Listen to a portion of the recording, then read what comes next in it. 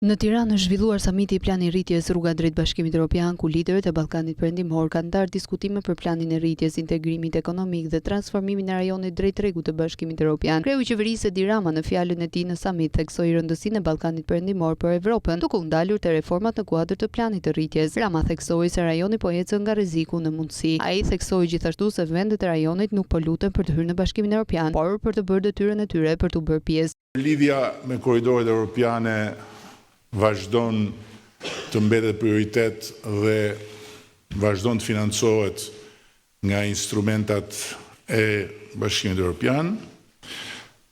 Tregtia dhe lehtësimi i saj përmes një plani të detajuar lidhur me pikat kufitare, transformimi digjital dhe identiteti digjital, të cilin ne kemi gratis që kemi prezantuar dhe do të afusim në jetën reale në fillim të vitit të ardhshëm, duke praktikisht i paraprirë atij që do të jetë pastaj gjithë sistemi i identifikimit digjital të Bashkimit Evropian, që do të thotë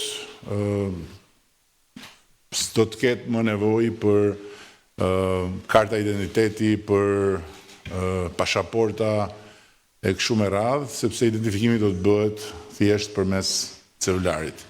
Dhe po ashtu, identiteti digital do të vlejë dhe për shumë aktivitete të tjera që kanë të bëjnë me transaksione financiare, që kanë të bëjnë me blerjet e drejt për drejta përmes telefonit.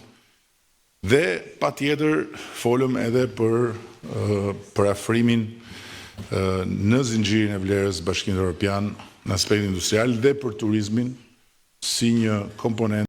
Komisionerja e Bashkimit Evropian Marta Kosta se Ballkani Perëndimor i përket Bashkimit Evropian në fjalën e saj në samitin e planit të rritjes në Tiranë, Kosta se ende ka punë për të bërë. Nga paketa 6 miliardë euro për Ballkanin Perëndimor, vetëm 400 milionë euro janë dhënë vendeve të Ballkanit Perëndimor. Diskutimet e hapura mbi mënyrat e ndryshme për të përshpejtuar zbatimin, si edhe për ta bërë planin e rritjes një histori suksesi që sjell rezultate për të gjithë qytetarët e Ballkanit Perëndimor. Folëm gjithashtu edhe për nevojën për të zgjeruar vetë nocionin e zgjerimit. Pra, është e vërtetë që zgjerimi është shumë më shumë se sa thjesht zgjerim, por mbi të gjitha për t'ju integruar të gjithëve ju sa më shpejt që të jetë mundur në gjithnjë e më shumë fusha të politikave të BE-s, jo vetëm në tregun e përbashkët të BE-s, por edhe në tregun ton të energjisë, në zinxhirët pan-europian të vlerës. Dhe për shembull vetëm javën e shkuar, kolegji miratoi mbrojtjen e demokracisë dhe strategjinë për shoqërinë civile, që si në vendet kandidate ashtu edhe shtetet anëtare të BE-s, pra të trajtohen si të barabarta. Unë jam shumë krenare për këtë dhe ne do të shkojmë edhe më tej, duke ju përfshirë në përpjekjet tona për të mbrojtur demokracinë dhe vlerat tona. Duam që Bashkimi Evropian të bëhet një realitet i prekshëm në vendet tuaja që sot, që të sjellë begati, siguri dhe stabilitet për të gjithë ne.